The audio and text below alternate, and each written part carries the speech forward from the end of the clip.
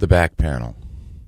After all the din and trough is cut, each piece, along with anything that needs to be mounted to the back panel, is marked at the location. After each item is marked, everything is removed.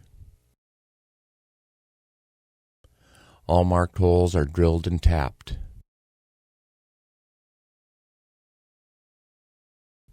Din, trough, and other components marked previously get put back onto the back panel and secured with screws. Any components that need to be installed onto the din rail are installed now. Everything is installed in its proper place. A device ID tag is placed beside each component for identification. This includes labeling each terminal block. The control panel. Each wire in the control panel has a number associated that corresponds to the drawing set. Each wire gets a number attached by a self-laminating label, printed at the beginning of the process. Groups of wire that run outside the trough get zip-tied together, keeping things neat. Power wiring started. This panel has three-phase power. Each circuit protector and contactor will need all three phases run to each of them. The power will be run from a power distribution block. The wire is sized based on the overcurrent amp rating of the circuit. The enclosure to work on. The door layout is printed on a large paper with 1:1 scale and gets adhered to the door at its proper position.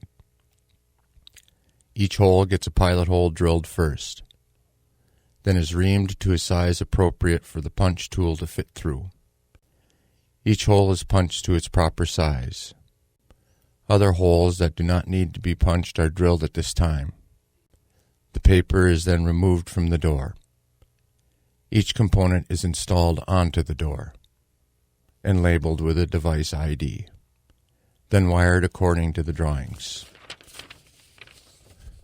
Wire bundles are again neatly organized and zip-tied for cosmetic purposes. This panel requires an external circuit breaker handle, so the circuit breaker is not mounted until the hole is punched in the door. The circuit breaker is lined up with the hole in the door and marked. It is then drilled, tapped, and installed.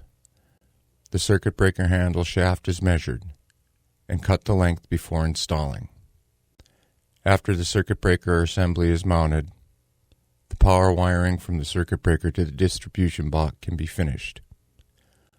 After all components are installed and wiring is complete, labels are installed like serial tag, fuse identification, field wiring torque, and more.